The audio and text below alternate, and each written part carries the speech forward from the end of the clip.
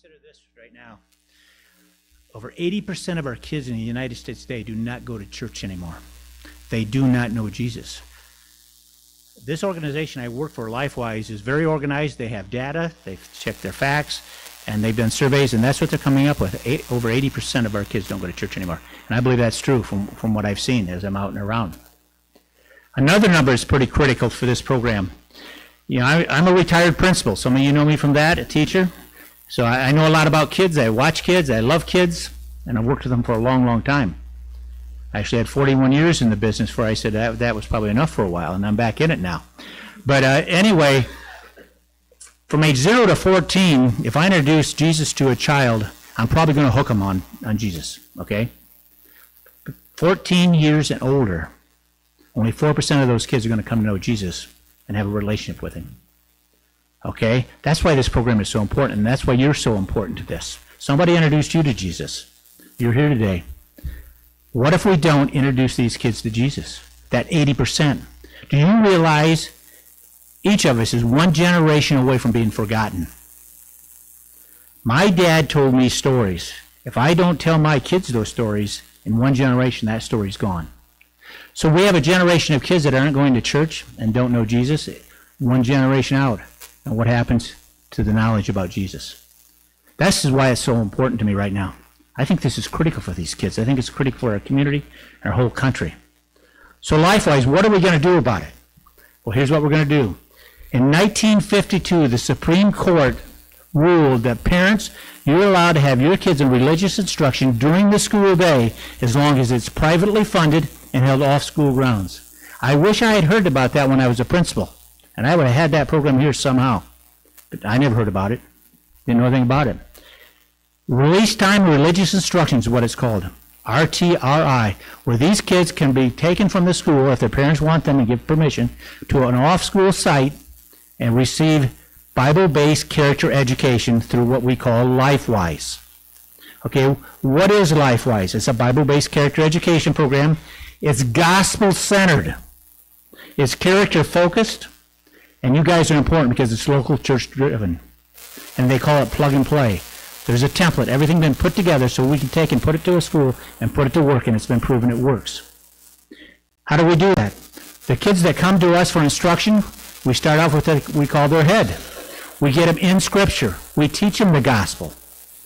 But then we go to the heart. And I knew when I was trying to take kids and get them motivated to read in school, there was one way, and it's get them excited in their heart. By telling them stories. If I went up front like this and told a kid a story, I had them hooked, and I could tell by their eyes. I've got some of you hooked right now. Some of you aren't sure yet. Okay? I could take those kids wherever I wanted to take them. Because they were young, they could be influenced, and they wanted to learn. Okay? So what we're going to do, we're going to take that gospel, and we're going to take the characters from the Bible. Abraham, Moses, Mary, Jesus, you name them all. And we're going to take their stories and tell the kids through the stories and hook them on those stories in the gospel. But it doesn't stop there, and this is where it's important for me as a principal. Before they go back to school, before they go home, we're going to take and give them the skill of how they take the character traits that we teach them and apply it. You know, I can give a child a Bible, okay? It's a book, and they're going to start to look at it because they're curious. But someone has to teach them what's in the Bible. So if we're going to teach them about being generous or having gratitude or respect, honesty, before they go back, they're going to get a card, the thing that was taught that day, the character trait that was taught. You're going to take it back to school. And I know what happens when they're going to walk in school with that. They're going to show somebody. Kids do that. They'll show their teacher. They may show a friend. May show their principal. And pretty soon, they're going to be asking about that gratitude or respect. And then they're going to take it home. And then the parents are going to say, oh, look what you learned today. And that stirs interest. We're about to change the culture that's going to take place in the school, and I can prove that to you. Before I do that, I want to tell you where we've been, so you understand this whole process.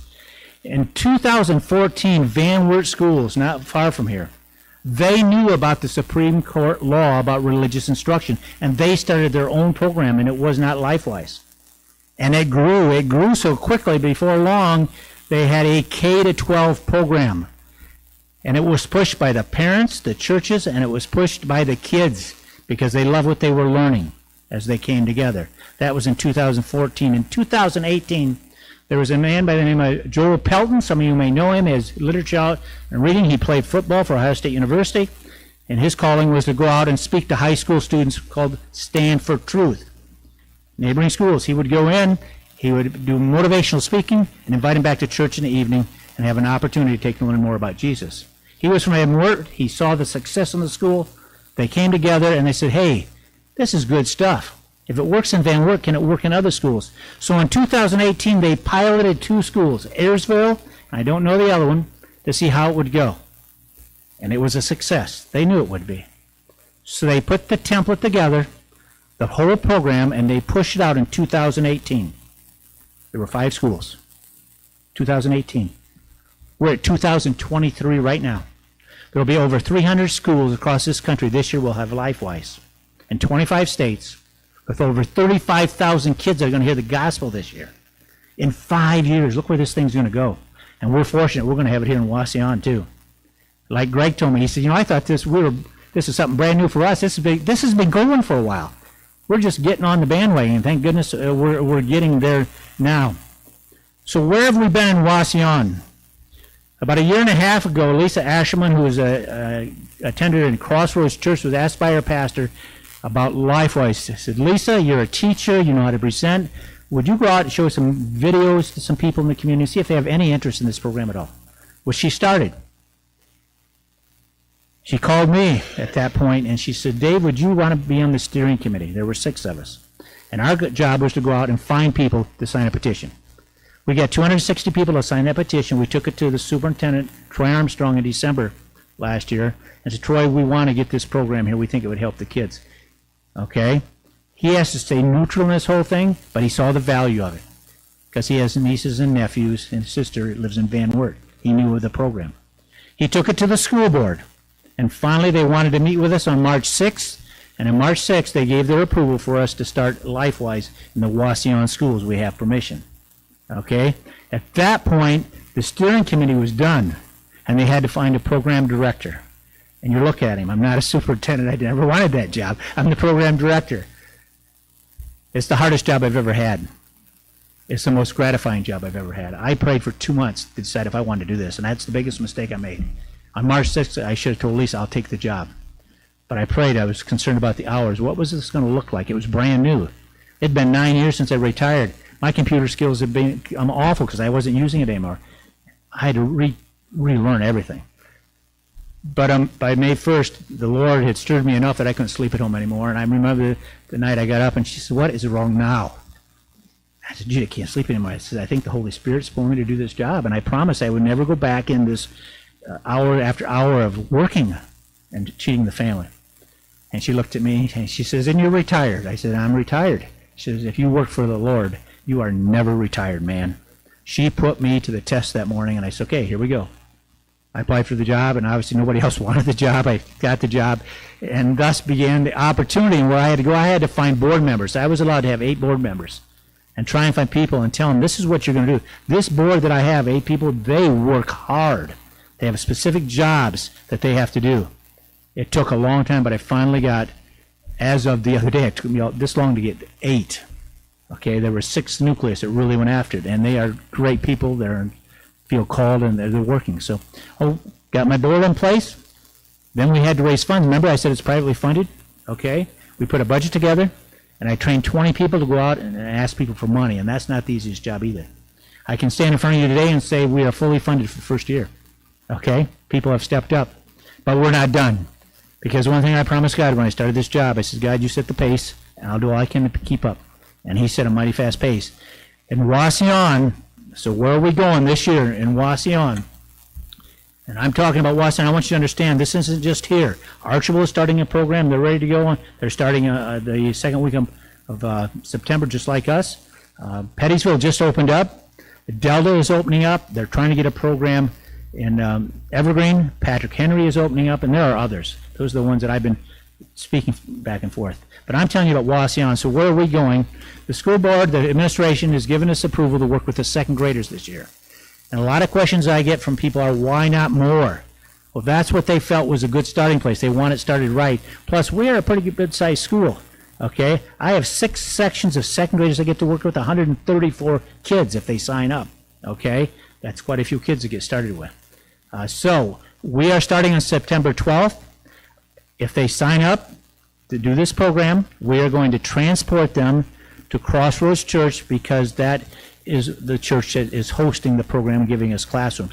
This is a non-denominational program. Almost every church in this community has already bought into this and said, we want to be part of this. They're sending volunteers. Their pastors have met with me. They want this to go. But we needed a starting place, okay? That's where it's being held. The teachers that are teaching it, it'll be non-denominational. We're teaching about Jesus. That's what's important, okay? The kids will come there once a week. We're going to have it Tuesday, Wednesday, Thursday. 2 sections of second graders each day, okay? We could have up to at least 40 kids in each section, depending how many people sign up.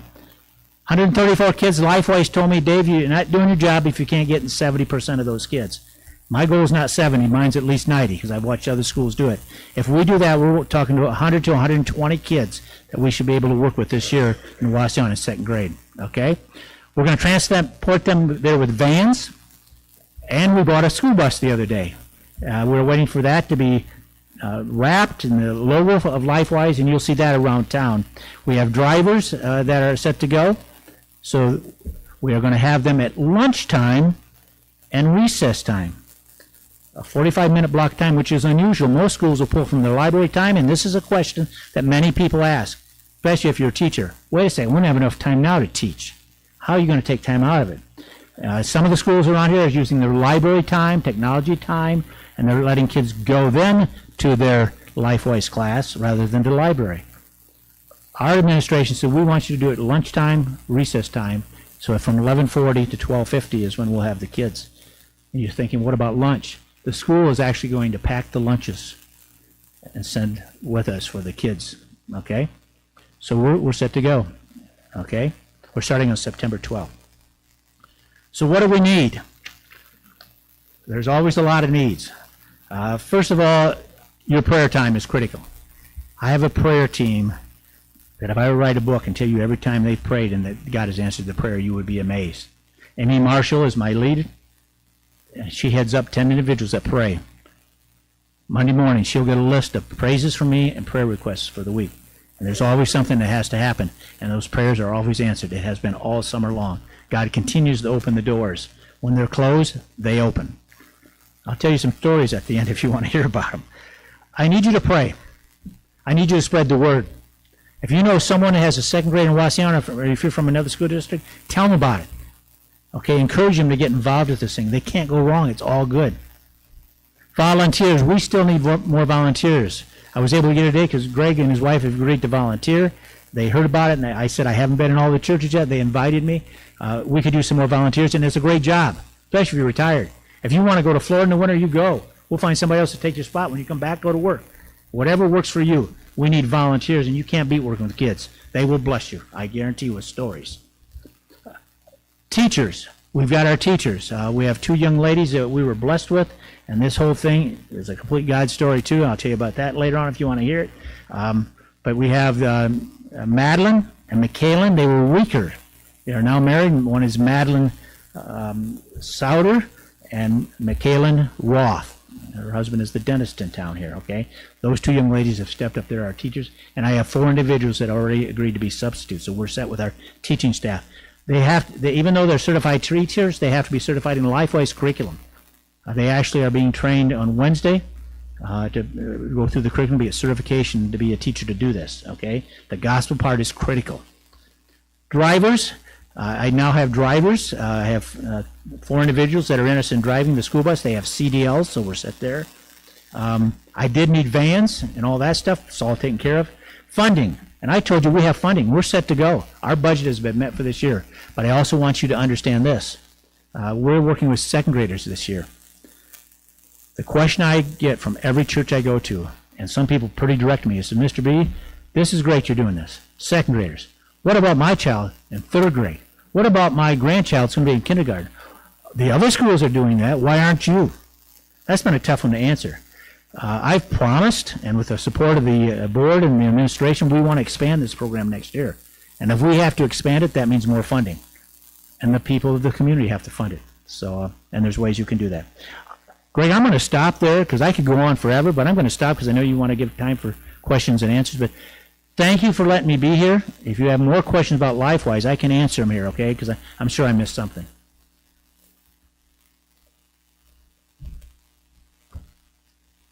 Are there any questions to start with? Otherwise, I want to make sure that Dave has an opportunity. Kind of some of the things that grip me is God's hand in our life and how he's been so involved in this ministry. You just, things that Dave told us that are happening, you just know it's God and his mighty hand, because it just doesn't happen the way it happens. If you have it real quick, you said you'd talk later, but come on up here, and I'd like you to just briefly about your teachers. I thought that was a mighty good story, because you're going to be telling stories to these kids, Jesus stories, and they're gripping, and so are these stories. They're gripping for us as adults, I can tell you, and as well as your bus story. I thought that was really just God's got this. God's got this. I'll tell you what. The first is how I became part of this, I asked God. I said, this is a big job. You got to help me. And I'm a human, and this isn't my program. But I'm a sinner too, and there are times I start to doubt. And I look at what's ahead of me, and I say, God. And I remember the morning I got up, I had no teachers.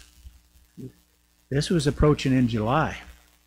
They missed the time where they were supposed to go to Columbus and be trained. I had no teachers. I remember the morning my son Jay lives next door, and he'll stop a lot of times where he goes, Dad, how you doing today? And he stops and says, how are you doing today? I said, Jay, I'm not doing very good today. He looked at me and said, what's your problem? I'm usually pretty positive. And I said, Jay, God said he'd help me. I said, I'm sitting here today and I've got no teachers. I can't sleep anymore. I said, I don't know where I'm going to get teachers. I have no clue. I said, all I did was pray this morning, and I said, God, you got to answer this prayer soon. And I asked him, I said, God, you told me you help me. I need help now because I'm in a pit, and I don't know where to go. I can usually find people to help me. I've put in programs many, many times over the years. I could not find anybody. Everybody's too busy. Jay went to work, and his boss is Dave Geringer. Some of you know him. Dave Geringer is Madeline and Michaelin's uncle. They got talking about it and praying about it at work. Dave went home and told his wife. His wife called Madeline's mom, and pretty soon I get a text from Madeline.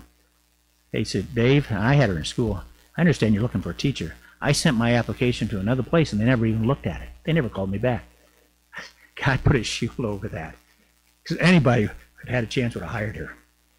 But the next day I had an interview set up. And I said, tell me your story.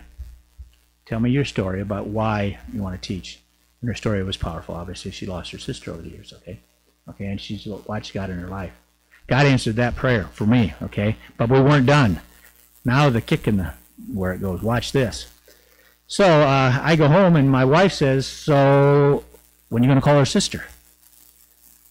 I said, I ain't going to call her sister. She said, what do you mean you're not going to call her sister? I said, she's got 3 kids, and one's a baby just born. I said, she's not going to want this job.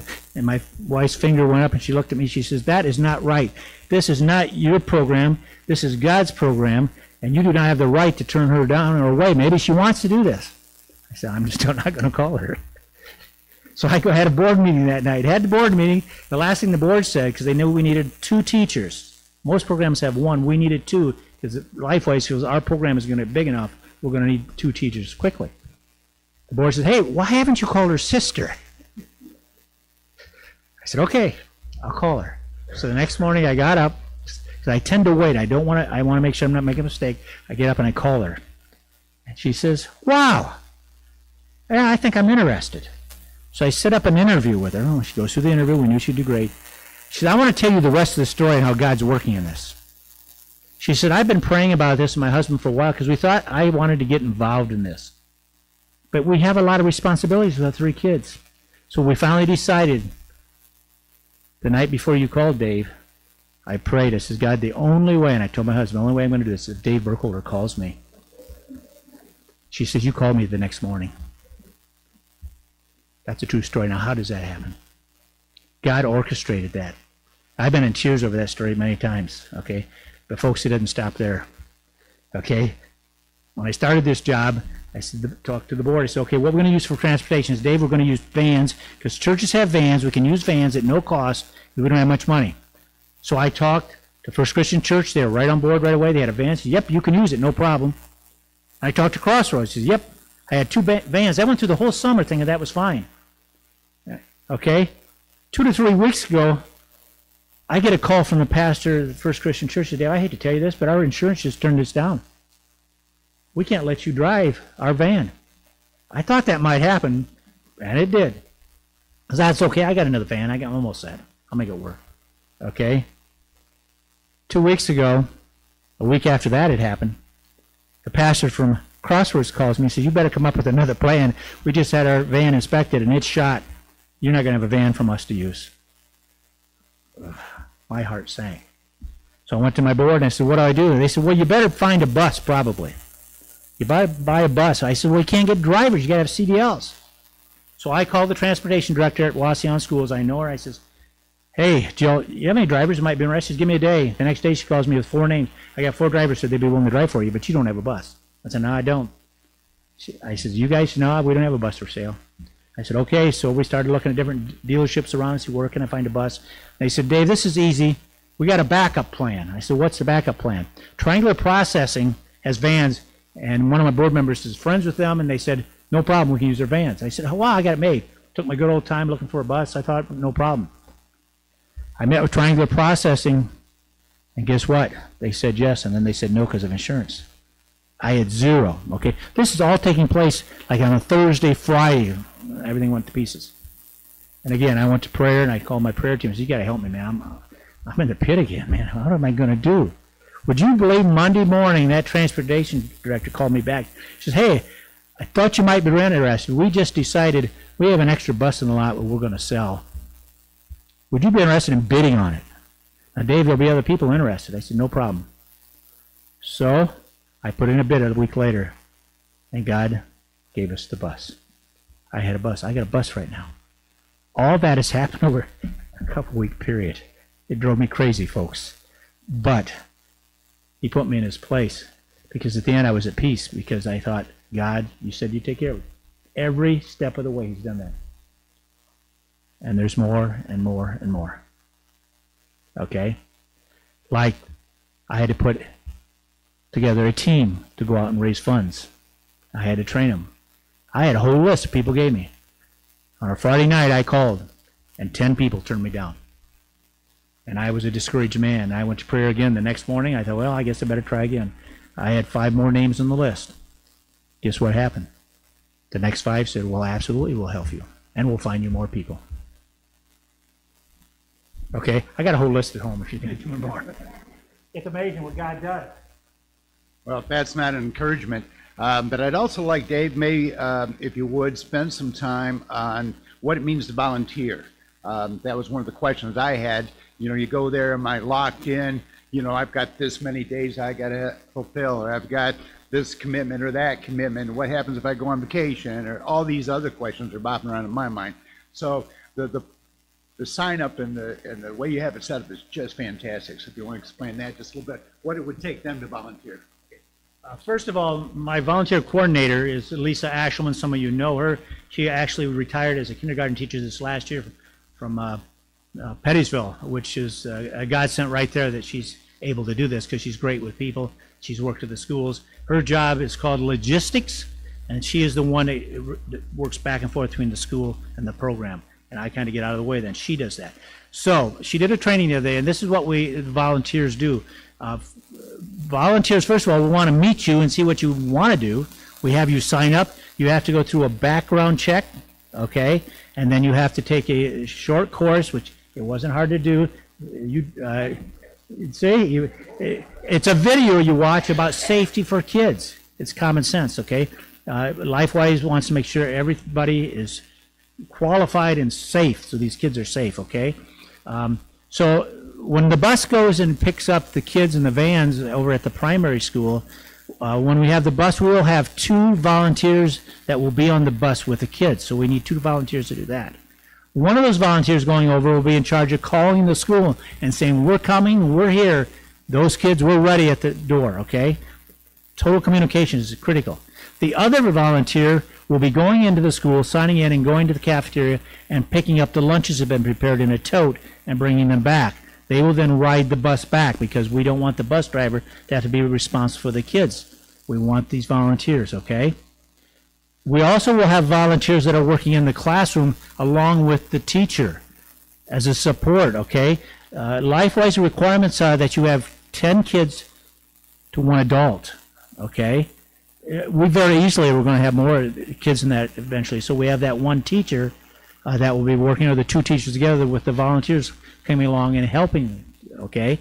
I have a child that has special needs that may need some help walking around who functions well otherwise. We will have a extra volunteer to help with those type of things there. When they go to the restroom, someone to follow them and make sure they get to the right place, okay? The neat thing about this program that you can't beat, you sign up, we train you so you don't have to be scared of anything, okay? And then if you want to work 1 day a week from 11:40 to 12:50, pick one day. If you're a person that wants 3 days, you can have 3 days. If you all of a sudden have a week that you want to go on vacation somewhere, well, you tell us and go. We have extra volunteers. They have been trained. They will take your place. Lisa's put that all in place. This is not just the kids program. This is your program. Okay, this is going to bless you and the community also. So if you want to get involved, we want to work around your schedule. Okay, and I tell you what, I had a mentoring program at the school where I was. We had over 100 volunteers a week that would come in and work with our kids. I tell you, the blessing the adult received was amazing. I received it over the years. You're going to receive it. You can't beat this job. Okay. Did I cover all that? I want to tell you another story. As an administrator educator, you know if you've got kids or grandkids, evaluations are critical. Testing. You've heard that already, right? Okay. They're tracking kids on testing, okay? So I've had people say, how do you evaluate this program? This is easy. No test score. The kids and parents are the evaluators. And you're saying, how can you do that? First of all, the kids are going to tell other kids and bring kids, okay? That's success. Second of all, they're going to tell you the importance of this. And I guarantee you, they're going to tell you about Jesus. How do I know that? Because all the other programs have been started, and the same stories keep coming back. But here's a true story for Wasion. One of my fundraisers went out, and it had been in Defiance. We didn't just stick in Wasion. We went to other communities where we thought we had individuals that would support this program here. He went, and he met an individual, and he brought up the word Lifewise. And she says, stop.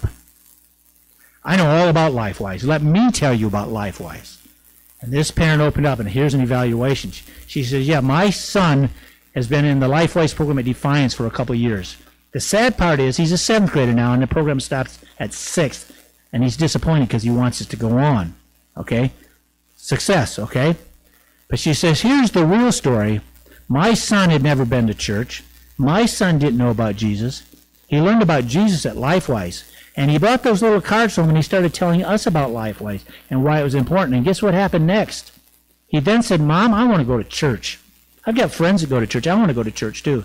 She said, somebody had to take him to church. So I took him to church. Then I took my husband to church. And she said in tears, we are now believers today because of Lifewise. There's your evaluation piece. And that's being told in story after story in different communities. We're not going to point these kids or these families to any specific church. We're going to tell them about Jesus.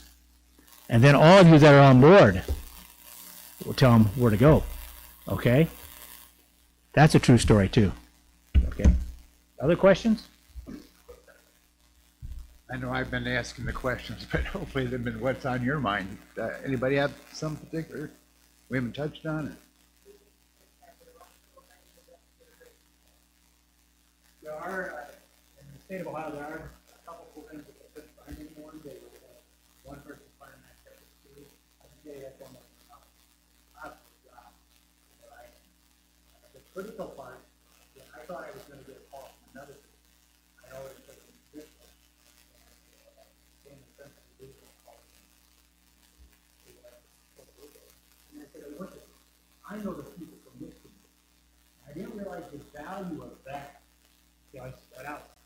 I saw Greg, I had a kid that was a family. He was over to have him come.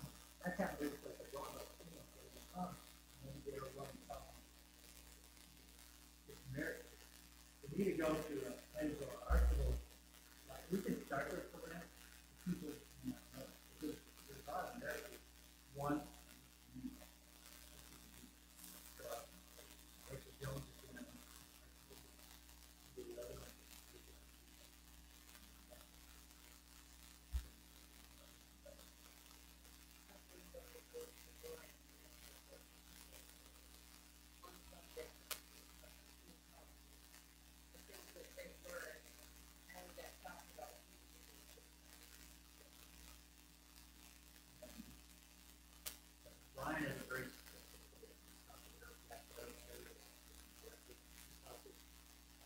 we have different individuals that have different jobs in the world, and remotely.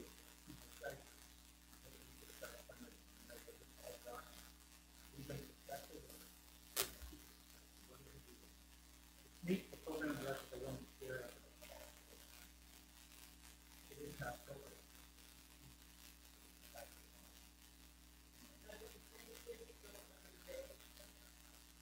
Yeah.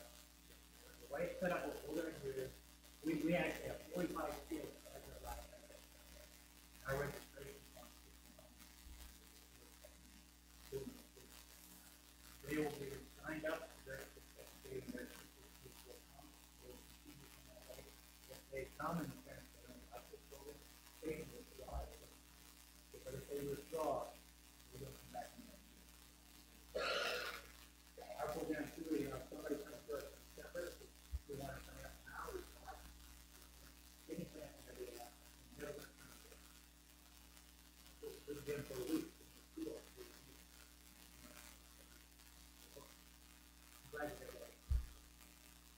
So the program in Waseon will be Tuesday, Wednesday, and Thursday during that lunch hour. Those 3 days each week throughout the month. Steve, I'll repeat the question. David, come over here, sir.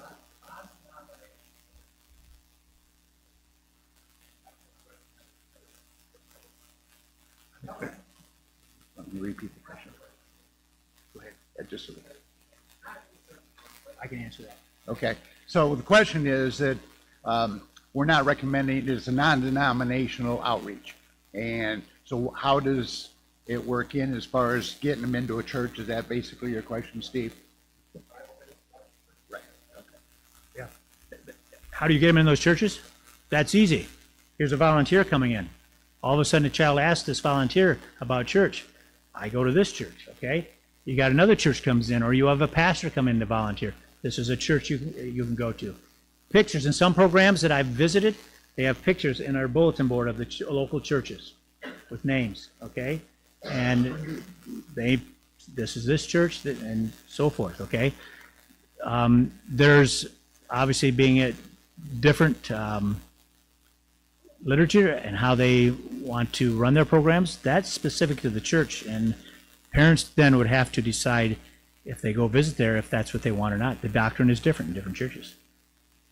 Okay?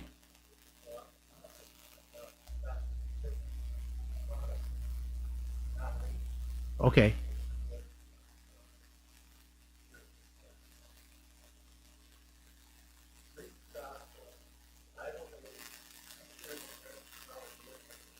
Okay.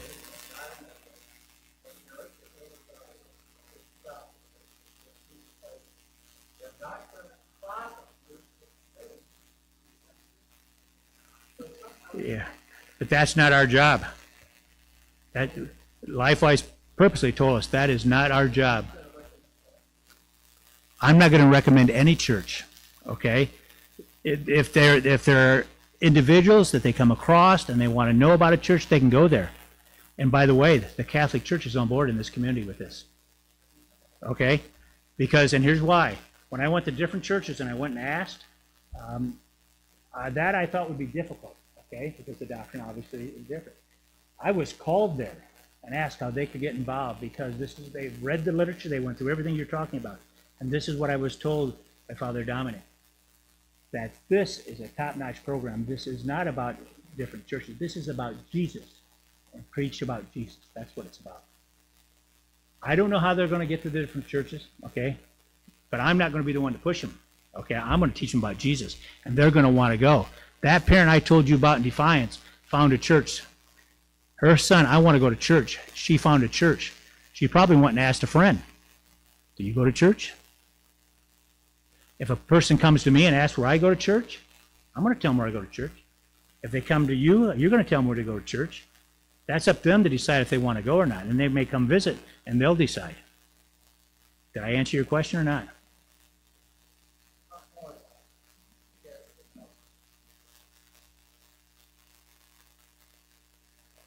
Our job is to teach.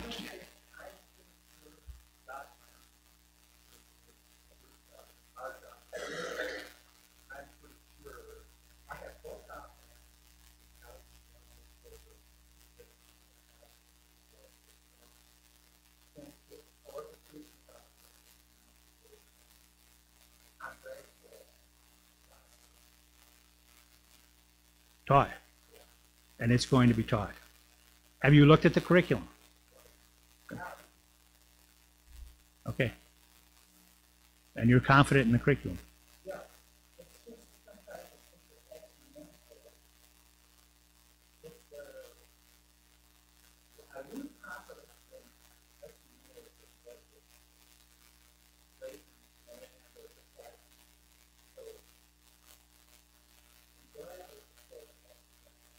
Yeah, yeah. Okay, so I'm sure Dave can answer some more questions if you have individual. I'm sure there's going to be some more training seminars or training times that will be available. Dave's also brought quite a bit of brochures and paperwork and question and answer things that can help you too. So we're kind of at the end of our Sunday school time or fellowship time. So please stop by, see Dave over here at his table. And Dave, thanks so very much for coming and talking to us. We really appreciate it. So let me close in prayer. Gracious God, we're just amazed. And yet we shouldn't be. Father, your hand is so involved in this ministry. It's so evident, Father, of your power, your divinity, your plan starting to unfold. And so, Father, I pray for a blessed year. I pray, Father, that Jesus Christ would be preached mightily. And I pray for salvation. I pray that there be many, many young children and even families that come to know Jesus Christ and through this program. Bless Dave and his team as they go about the administrative part, be with the volunteers, be with everyone involved with it, Father, that they would have a true desire to serve our Lord Jesus Christ and through this program. Help them to do so. Bless